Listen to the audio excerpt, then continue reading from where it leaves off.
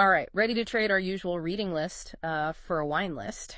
Now, there's a swap I can get behind. We're taking a deep dive into the world of wine on film today. Sounds intriguing. We'll be using a top 10 wine movies list from Wine Maps as our guide. Ah, Wine Maps, a great resource. Yeah.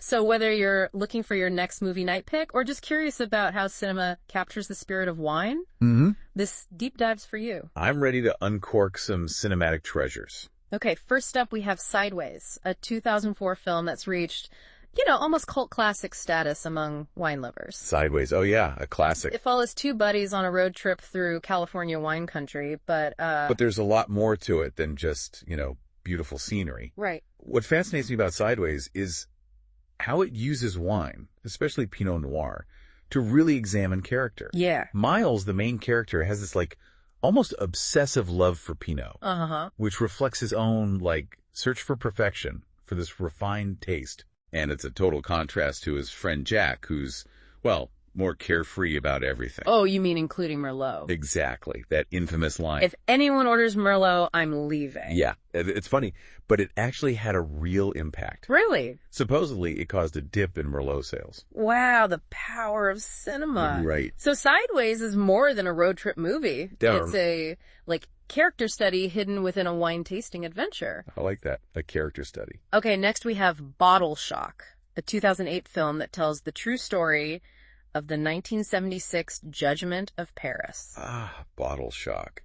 A classic underdog story. Right. I was cheering for them the whole time. Who could have predicted that a California Chardonnay would beat out these, prestigious French wines in a blind tasting? I know, it's amazing. That event, the Judgment of Paris, was huge, like a seismic shift in the wine world. Yeah. Before that, yeah, I can imagine. California wines were often seen as, inferior to their European counterparts. Really? Yeah.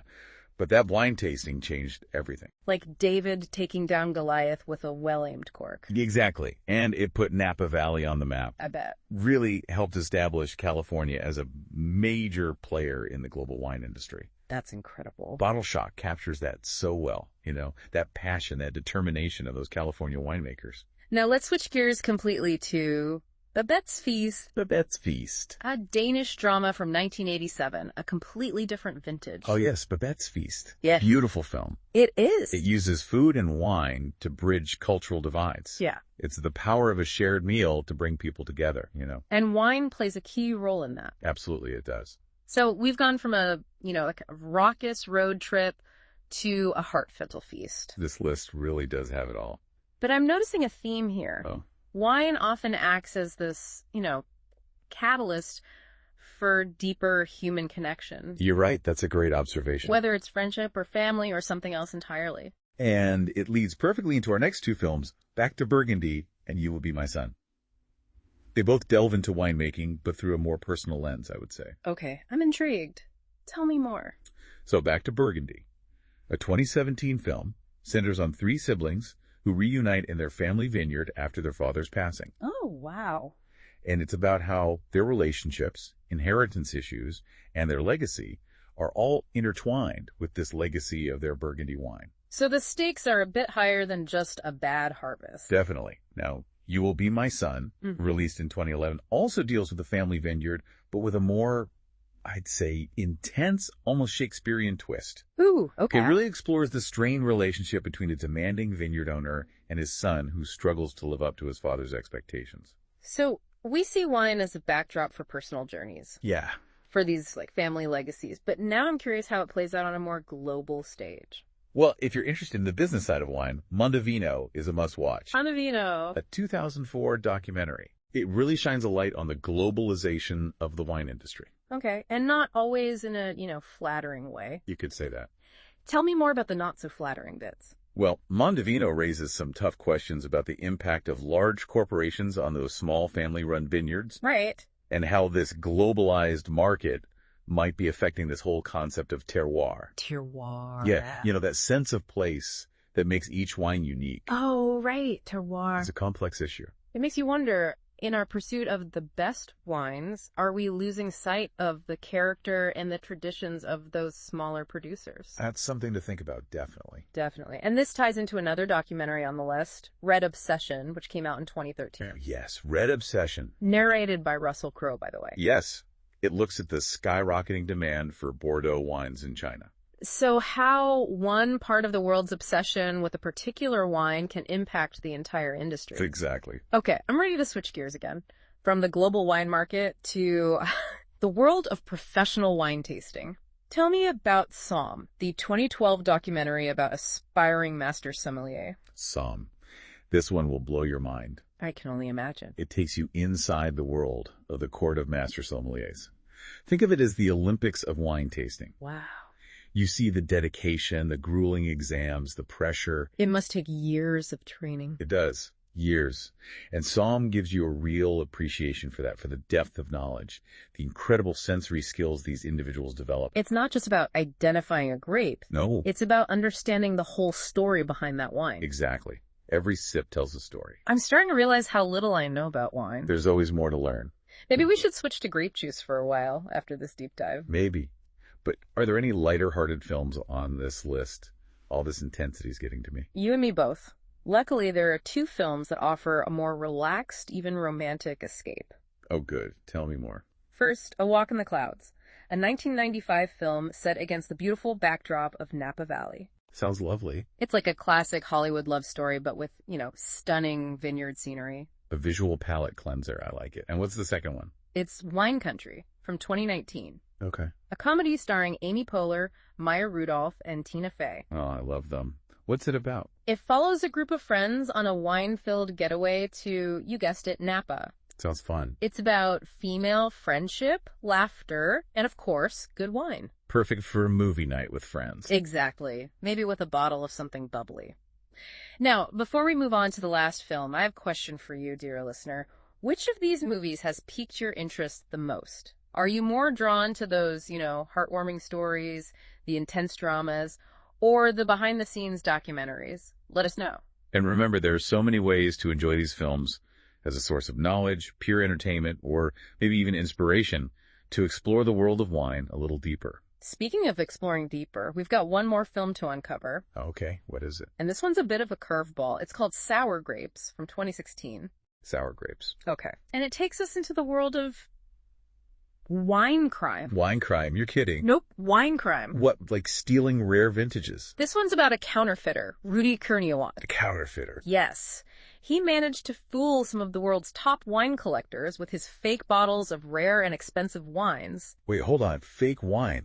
How is that even possible? That's what's so shocking. Sour Grapes dives into Kurniawan's incredible ability to create these counterfeit bottles. He even replicated the taste so well, he fooled some very experienced palates. That's wild. I know, right?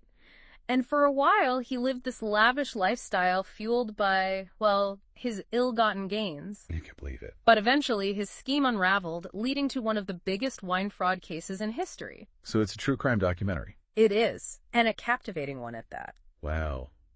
It makes you wonder about the authenticity of the wines you buy. It does. Yeah, it highlights the importance of buying from reputable sources and doing your research. Especially for those high-end bottles. Absolutely. Well, I guess even the world of fine wine isn't immune to a good old-fashioned con. Nope.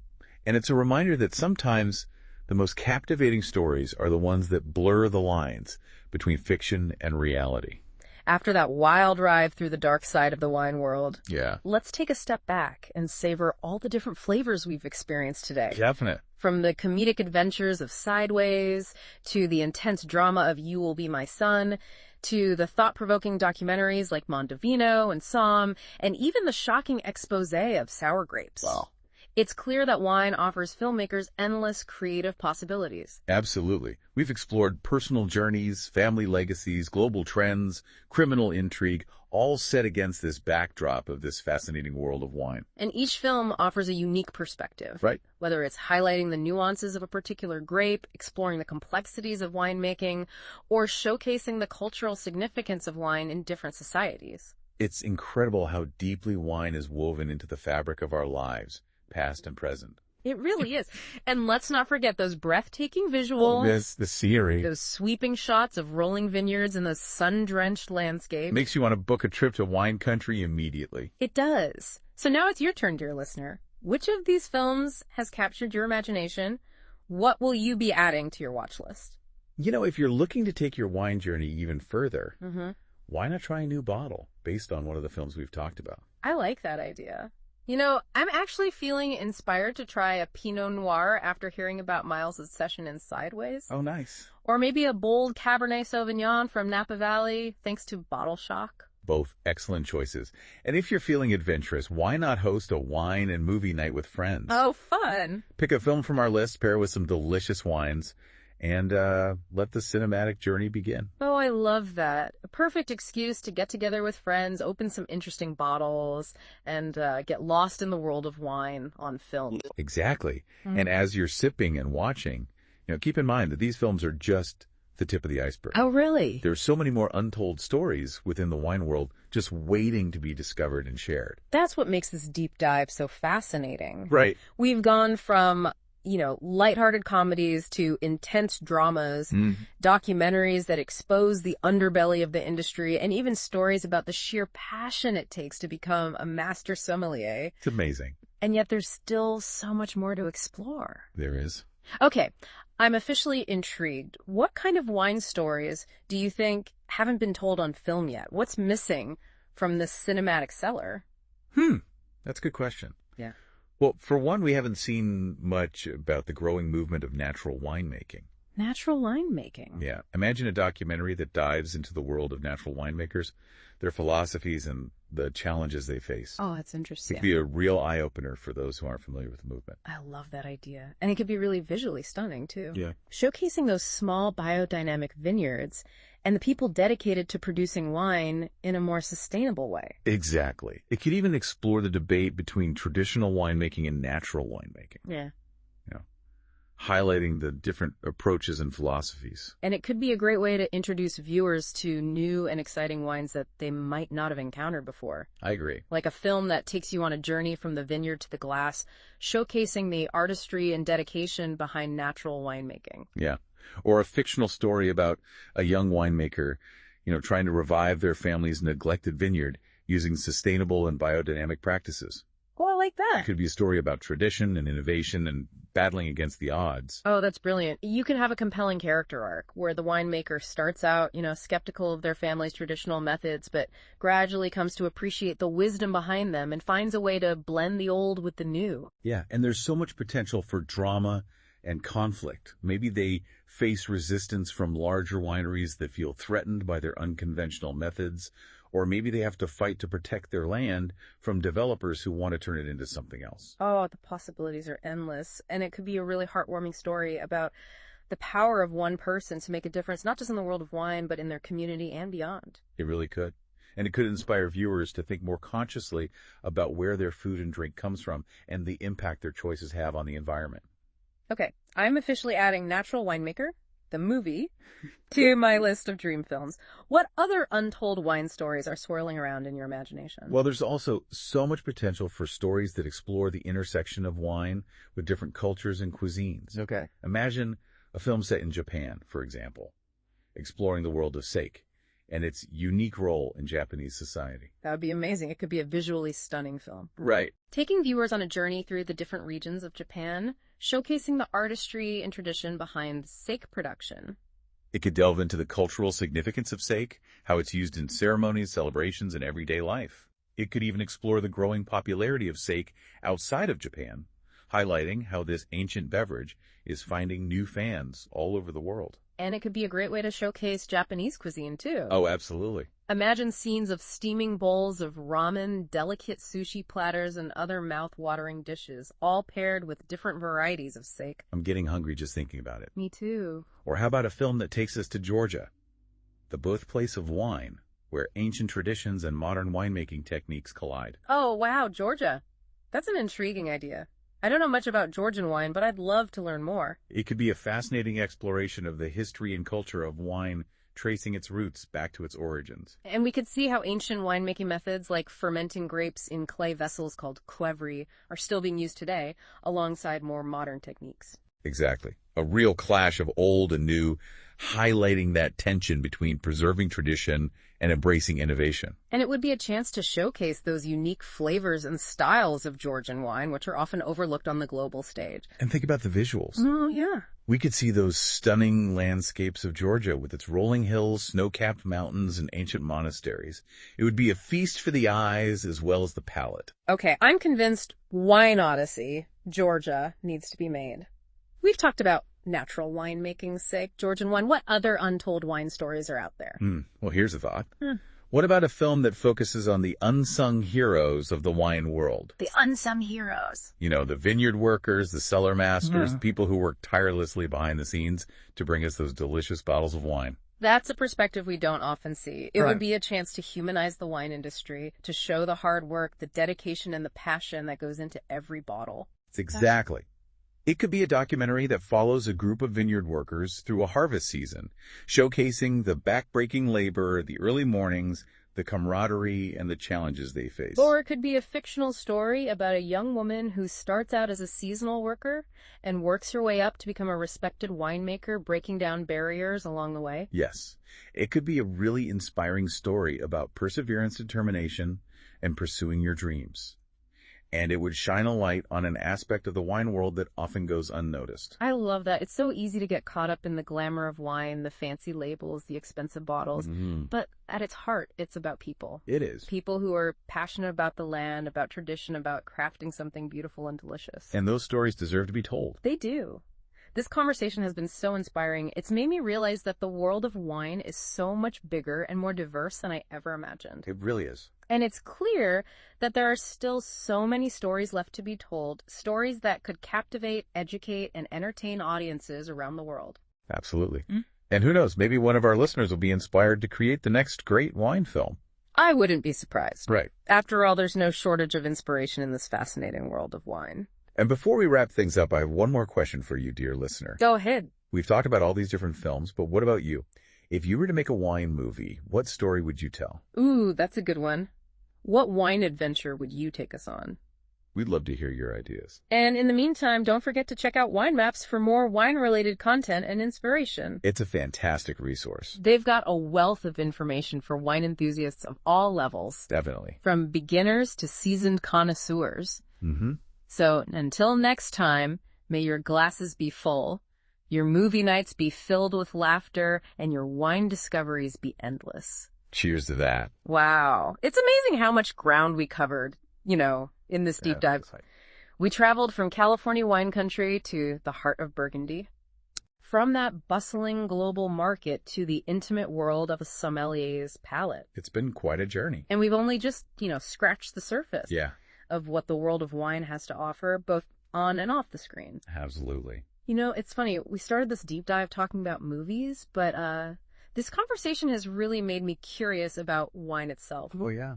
I'm finding myself wanting to learn more, to experiment with different varieties, to really appreciate all those nuances we've been discussing. I totally get that. Yeah. These films are like gateways into the world of wine. They are. They pique your interest, introduce you to new concepts, and then you want to experience those flavors and aromas for yourself. Exactly. It's like watching a travel documentary that makes you want to book a plane ticket. Oh, I see what you mean. But instead of a destination, it's a whole sensory experience. That's a great analogy. Yeah. And just like exploring a new place, there's always something new to discover in the world of wine. Oh, definitely. A new grape, a new region, a new winemaking technique that changes your perspective. So where do we go from here? We talked about all these amazing films, but what's the next step for our listeners who are, feeling inspired to dive deeper? Well, I think the first step is to simply be open to trying new things. Yeah. Don't be afraid to step outside of your comfort zone. Okay. Whether it's trying a wine from a different region, experimenting with a new food pairing, or even attending a wine tasting event. I love that. Embrace the adventure. Right.